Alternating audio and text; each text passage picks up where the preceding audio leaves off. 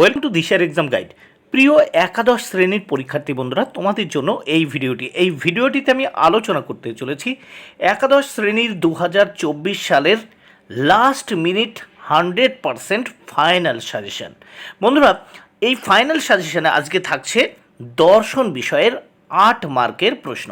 বন্ধুরা, এখানে মাত্র কয়েকটি 8 মার্কের প্রশ্ন তোমাদের জন্য আলোচনা করতে চলেছি। দর্শন বিষয় থেকে যে প্রশ্নগুলো তোমরা পড়ে ফেললেই 100% তোমাদের ফাইনাল পরীক্ষায় কমন পেয়ে যাবে, কারণ কিছুদিনের মধ্যেই তোমাদের পরীক্ষা। আর এই পরীক্ষায় 100% কমন পাওয়ার জন্য এই প্রশ্নগুলো কিন্তু অবশ্যই তোমাদের পড়তে হবে। এই প্রশ্নের বাইরে তোমাদের কোনো প্রশ্ন পড়া লাগবে না। এই প্রশ্নগুলো পড়লেই 8 মার্কের প্রশ্নগুলো তোমরা 100% কমন পেয়ে যাবে। তাহলে প্রিয় একাদশ শ্রেণীর বন্ধুরা, তোমরা দেখে নাও একাদশ শ্রেণী 2024-এর দর্শন বিষয়ের লাস্ট মিনিট সাজেশন। প্রথমে পাশ্চাত্য দর্শন থেকে যে প্রশ্নগুলো তোমাদের পড়তে হবে।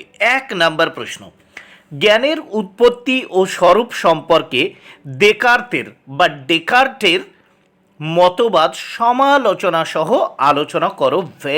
Very important. 2 নম্বর প্রশ্ন, জ্ঞানের উৎস সম্পর্কে কান্টের বিচারমূলক অভিমত ব্যাখ্যা করো। 3 নম্বর প্রশ্ন, হিউম কেন কারণ ও কার্যের মধ্যে আবশ্যিক সম্বন্ধ স্বীকার করেননি? এই মতটি কি গ্রহণযোগ্য?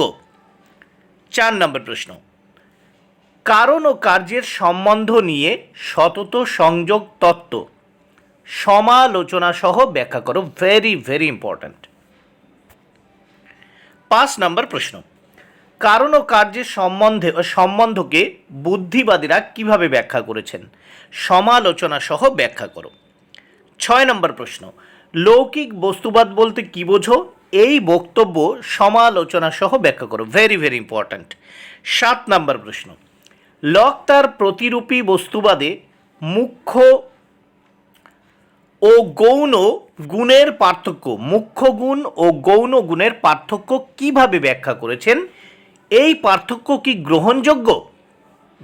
ভেরি ইম্পর্ট্যান্ট প্রশ্ন। বন্ধুরা, যে প্রশ্নগুলো স্টার দেওয়া আছে, খুব অল্প প্রশ্ন তোমাদের জন্য দিয়েছি, স্টার দেওয়া প্রশ্নগুলো কিন্তু অবশ্যই পড়ে নেবে, কারণ প্রত্যেকটি প্রশ্ন ভেরি ইম্পর্ট্যান্ট।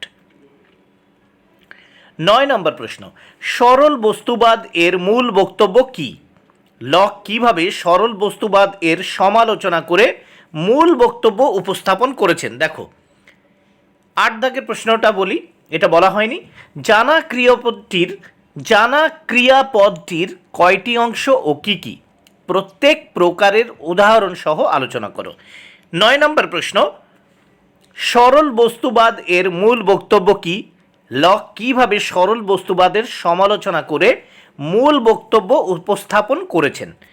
এবার ভারতীয় দর্শন থেকে যে প্রশ্ন কটা তোমাদের দেখতে হবে বন্ধুরা, ভেরি ইম্পর্ট্যান্ট কোশ্চেন প্রত্যেকটি প্রশ্ন।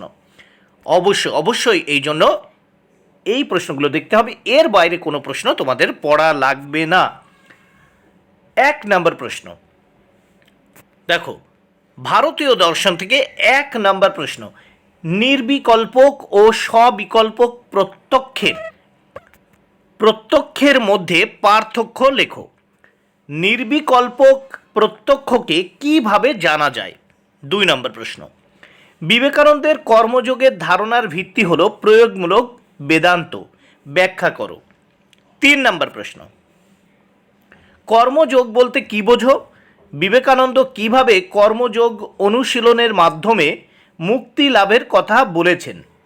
4 নম্বর প্রশ্ন, মানবতাবাদ কি? রবীন্দ্রনাথের দৃষ্টিতে মানবতার তাৎপর্য লেখো। বন্ধুরা, এখানে দেখো 2 নম্বর প্রশ্ন ভেরি ইম্পর্ট্যান্ট, বিবেকানন্দের কর্মযোগের ধারণার ভিত্তি হলো প্রয়োগমূলক বেদান্ত। Very important. এবং 3 নাম্বার দেখো, কর্মযোগ বলতে কি বোঝো? বিবেকানন্দ কিভাবে কর্মযোগ অনুশীলনের মাধ্যমে মুক্তি লাভের কথা বলেছে? এই দুটো প্রশ্নের ভিতর একটা 100% এখান থেকে কমন পাবে। 4 নম্বর প্রশ্ন, মানবতাবাদ কি?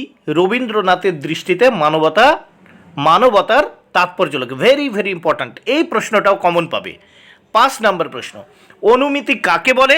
অনুমিতির ক্ষেত্রে পক্ষ, সাধ্য ও হেতু পদের ভূমিকা উল্লেখ করো, ভেরি ভেরি ইম্পর্ট্যান্ট। 6 নম্বর এবং শেষ প্রশ্ন, ব্যক্তি কাকে বলে? ব্যাপ্তি কাকে বলে? ব্যক্তিগ্রহ কিভাবে জানা যায় তা আলোচনা করো। বন্ধুরা, ভিডিওটি ভালো লাগলে অবশ্যই লাইক, কমেন্ট ও শেয়ার করো। Thank you very much. Keep watching my channel and my video.